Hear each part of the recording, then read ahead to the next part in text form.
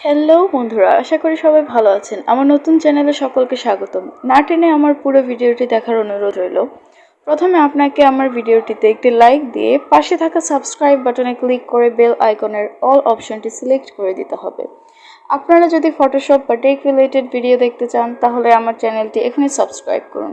সকলকে আমার ভিডিও দেখার জন্য অনেক ধন্যবাদ।